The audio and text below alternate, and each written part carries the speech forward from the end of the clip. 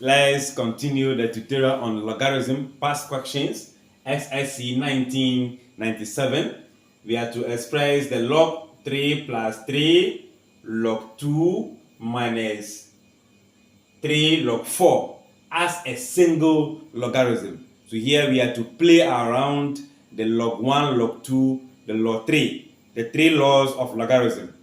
So beginning with the expression we are having the log of 3, the log of 2, 3, the log of 4.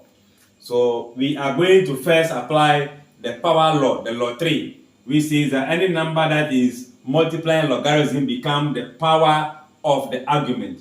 So 3 become the power of 4, 3 become the power of 2. So in this case,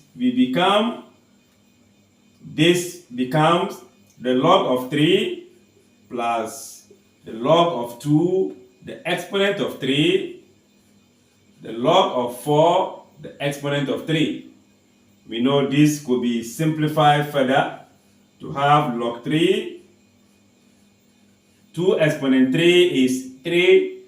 2 times 2 times 2. And that will give you 8. Then the log of 4 raised to the power 3, meaning 4 times 4 times 4.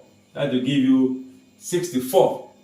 And in the case of this, you know addition is multiplication, whilst subtraction is division. So this becomes the log of 3 times 8, as in the case of multiplication, divided by 64, all on the same logarithm. And we know 8 will go into itself 1 and go here 8 times. So we have the log of 3 divided by 8 will be the final answer, or the final expression of this in terms of a single logarithm. I guess you get the concept? Good. Thanks for watching. Like, share, and comment. Bye-bye.